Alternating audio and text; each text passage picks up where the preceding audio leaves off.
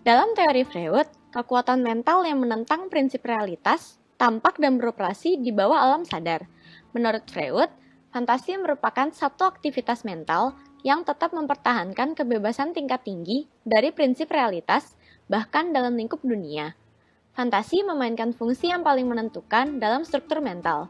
Ia menghubungkan lapisan dari ketidaksadaran dengan seni, mimpi dengan kenyataan.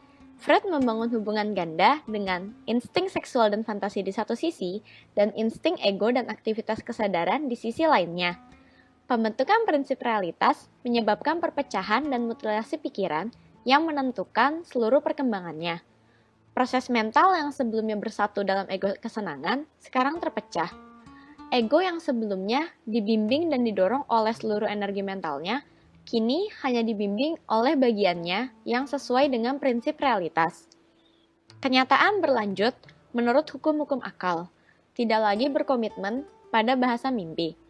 Fantasi mempertahankan struktur dan kecenderungan jiwa sebelum organisasi oleh realitas. Imajinasi menjaga memori masa subhistoris ketika kehidupan individu adalah kehidupan genus. Fantasi memiliki nilai kebenarannya sendiri, yaitu mengatasi realitas manusia yang antagonis.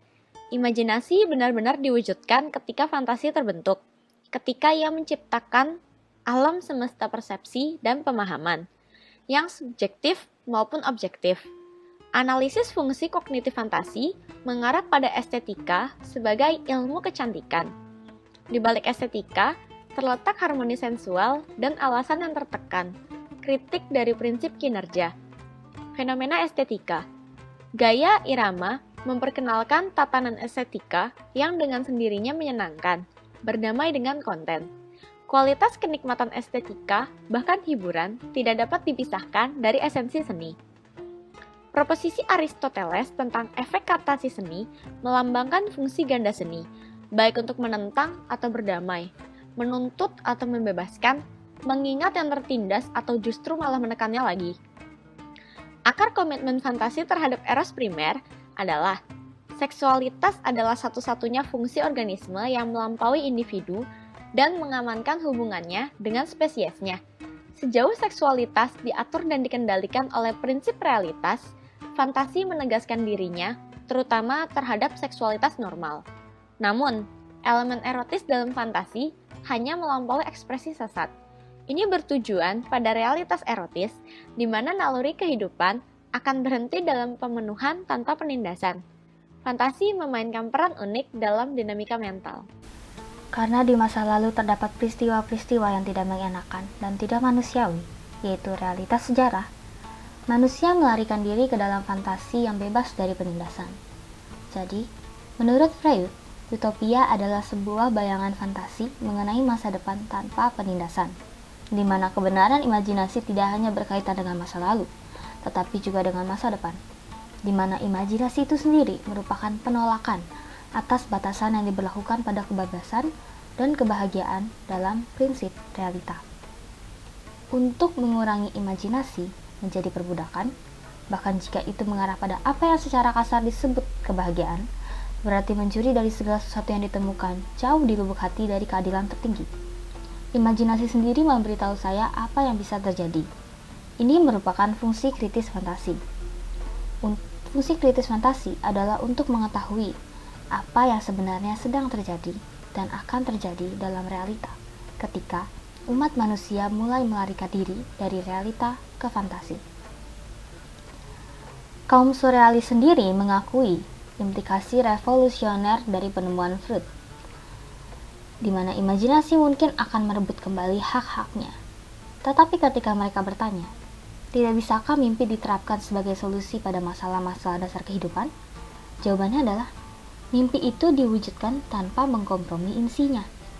Artinya, kebenaran mimpi atau imajinasi yang diwujudkan tanpa proporsi imajinasi artistik yang benar dalam hal pengorganisasian fakta yang sebenarnya adalah hakikat kebenaran dari fantasi, di mana kebenaran bahwa beberapa proporsi yang menghormati peristiwa aktual tidak benar dapat mengungkapkan kebenaran vital tentang pencapaian estetika. Ini mengekspresikan penolakan besar yang merupakan karakteristik utamanya. Penolakan besar adalah protes terhadap penindasan, perjuangan untuk bentuk kebebasan yang tertinggi, yaitu hidup tanpa kecemasan. Namun hal ini tidak memiliki hukum dan hanya ada dalam bahasa seni. Sehingga dalam teori filsafat dan politik ini difitnah sebagai utopia. Nah, degradasi utopia merupakan elemen penting dari ideologi prinsip kerja. Namun manusia itu melakukan penolakan prinsip kinerja yang muncul bukan melawan tetapi dengan kemajuan rasionalitas sadar. Di mana menurut Freud, realitas represif itu sendiri dirusak dengan kemajuan peradaban. Namun, selain karena kemajuan peradaban, kelangkaan dan ketidakdewasaan atas prinsip realita untuk masing-masing sesuai dengan kebutuhannya. Dengan terbatasnya sumber daya material dan mental dalam peradaban, kehidupan manusia harus memiliki standar hidup yang lebih rendah jika produktivitas sosial diarahkan untuk pemuasan universal terhadap kebutuhan individu. Kesenangan dan prinsip realitas tidak tergantung pada keberadaan yang berlimpah untuk semua. Jadi, apakah keadaan peradaban dapat dipertimbangkan secara wajar, di mana kebutuhan manusia dipenuhi sedemikian rupa sehingga penindasan surplus dapat dihilangkan? Keadaan hipotesis di atas dapat diasumsikan pada dua titik yang berlawanan dalam perubahan naluri. Pertama, merujuk pada distribusi kelangkaan yang tidak menindas. Kedua, akan berkaitan dengan organisasi masyarakat industri yang sepenuhnya berkembang setelah penaklukan kelangkaan. Kualitas ini akan mencerminkan kepuasan yang lazim dari kebutuhan dasar manusia, secara seksual maupun sosial, yaitu makanan, rumahan, pakaian, dan waktu luang. Kepuasan ini akan ada tanpa kerja keras, yaitu tanpa aturan kerja teralienasi atas keberadaan manusia. Di bawah kondisi primitif, alienasi belum muncul karena karakter primitif dari kebutuhan itu sendiri. Karakter dasar, yaitu pribadi atau seksual, dari pembagian kerja, dan tidak adanya spesialisasi fungsi hierarki yang dilembagakan. Di bawah kondisi ideal peradaban industri dewasa, alienasi akan diselesaikan dengan otomatisasi umum tenaga kerja, pengurangan waktu kerja seminimal mungkin, dan pertukaran fungsi. Jam kerja manusia merupakan salah satu faktor yang menjadi penghambat bagi manusia dalam mencapai kebahagiaannya. Sehingga dapat dikatakan bahwa untuk memberikan waktu bagi manusia untuk berkembang dan mengembangkan kebahagiaannya, maka jam kerja harus dikurangi. Dan hal ini merupakan langkah pertama yang bisa kita lakukan untuk mencapai kebebasan. Namun di saat yang sama, kita harus ingat bahwa mengurangi waktu kerja manusia, standar manusia pun akan berkurang dalam kehidupannya. Terlebih pada negara-negara yang sudah maju pada bidang industri. Tetapi perlu kita ingat juga bahwa dengan berkurangnya waktu bekerja, standar kehidupan pun akan berkurang. Namun, tidak berarti bahwa standar kehidupan itu akan menghalangi upaya itu dalam mencapai suatu kebebasan. Di zaman industri, standar kehidupan manusia biasanya diukur melalui teknologi seperti mobil, televisi, pesawat, dan traktor. Untuk menangani stigma ini, Eros and Civilization mengutip sebuah kutipan dari seorang penyair asal Perancis, Charles Baudelaire. Théorie la vraie civilisation. Elle n'est pas dans le gaz, ni dans la vapeur, ni dans les tables tournantes. Elle est dans la diminution des traces du péché originel. Atau peradaban yang sesungguhnya tidak ditemukan dalam gas atau uap atau meja-meja yang dapat berputar, melainkan dari berkurangnya dosa yang semula. Pernyataan ini memiliki arti bahwa peradaban yang sesungguhnya tidak diukur dari teknologi yang dimiliki manusianya, melainkan dari meningkatnya moral yang dimiliki manusianya. Inilah yang dimaksud dengan perkembangan manusia yang melampaui prinsip performa, di mana segalanya diatur dan diukur dengan jam terbang dan lamanya waktu bekerja manusia sebagai seorang individu. Di dalam kondisi optimal, konsep dari Baudelaire tadi, meluasnya kekayaan secara materi dan intelektual dalam peradaban modern dapat memungkinkan pemuasan kebutuhan manusia tanpa adanya rasa sakit atau kesusahan. Sementara dominasi tidak lagi akan menguasai dan mencegah pemuasan tersebut secara sistematis. Kebahagiaan manusia tidak lagi akan terhalang oleh represi dan semakin lama akhirnya akan berkembang menjadi energi instingtual yang masih dapat dialihkan menjadi tenaga kerja.